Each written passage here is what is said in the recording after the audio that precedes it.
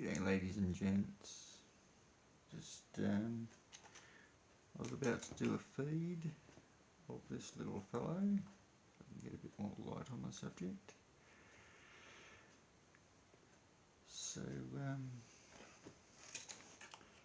thought I'd get a little bit on film to show exactly how nice and calm he is and how much he absolutely loves his tucker. Just a minute. Just a minute. Wait a minute.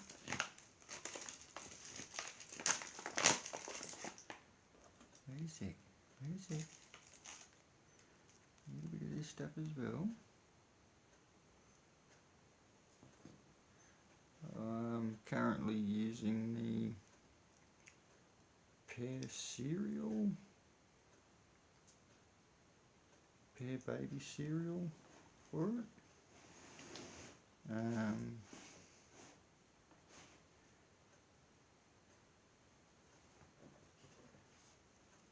Let's see, which one is it? Oops. That's the stuff I'm using for it at the moment. As well, there's some of this mixed in. I like to use that for the parrots, especially the young'uns. Wait a sec, wait a sec.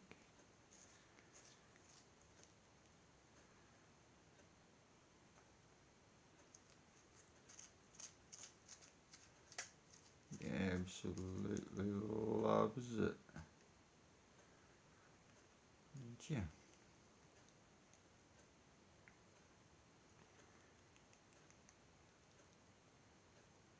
And as you can see, feeding very well indeed, which is great. The wing is still a little bit of a problem. He keeps picking off whatever we used to hold it up.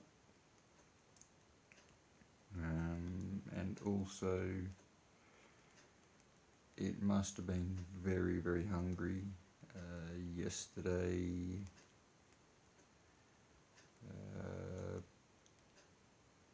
well, when it first arrived, it had to be force fed, and it did not like that, did not want much at all. But as soon as I started feeding it this, and feeding it as I am now,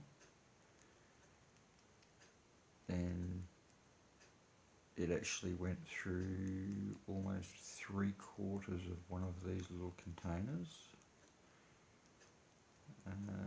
in one feed. Now that feed did last over probably an hour, because I wanted to let it have some, take a break, let it have some. So it must have been fairly hungry. It may have been sitting for who knows how long, possibly a day or so, on the side of the road before it was rescued. Massive thanks to Avril and Kev for grabbing it and letting me know. I'd say currently, by the way this little one is going, which I have a feeling it's a female. But by the way it's going, its wing may be a problem for the rest of its life, but I'm absolutely sure that it is going to at least survive. Wait a minute. Okay.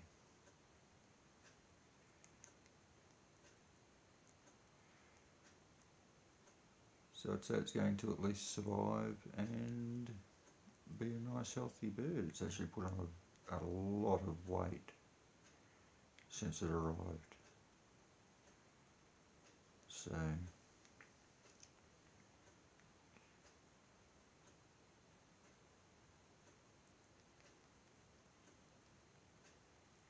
very nice little animal.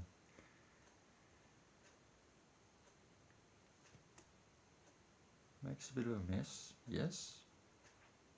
doesn't like having his beak cleaned afterwards, but it's also this side of the beak has got a crack from the nostril down, so that is a problem at the moment. It will heal. It's not bothering it too much. It's no longer bleeding.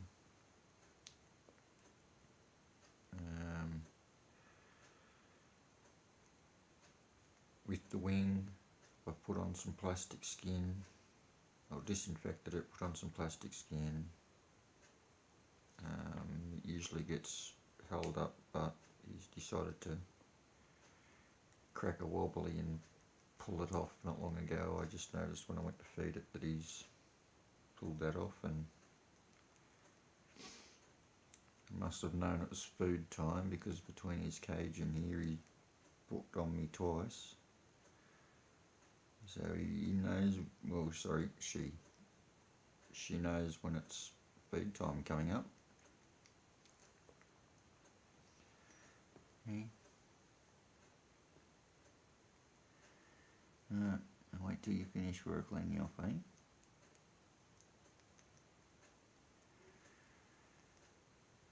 But I thought I'd do this up just so that people could see that, yep, it's feeding well, it's nice and calm.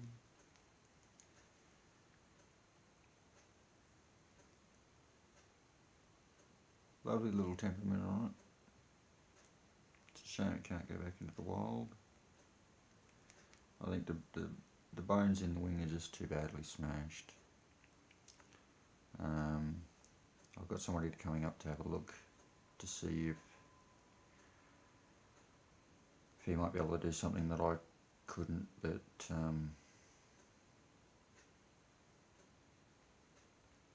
yeah, flying for this one may be a bit of a problem. But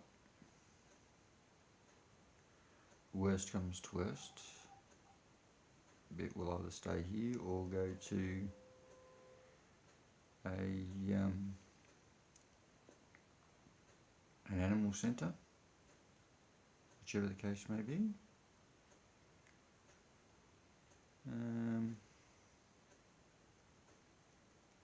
Seeing this one is so quiet and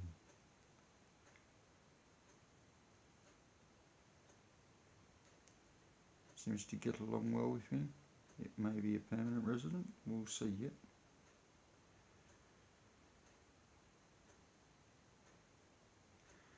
Well folks, that's about all anyway. I just thought I'd do this up while I started to get the food ready. So I'll let this one finish off its tucker, and thank you for watching and have a good one. By the way, this is one of the Port Lincoln Ringnecks. Their known range is a couple of 100 kilometres to the west of here, and this is only a fledgling, so in other words, not only are they out of their range, but they're also breeding out of their range. We do get them regularly here, but it wasn't until I was actually doing the ID that I realised that they weren't supposed to be here. So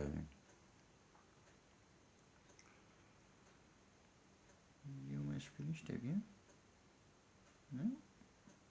Still going? Alrighty ladies and gents, have a good night. See you later.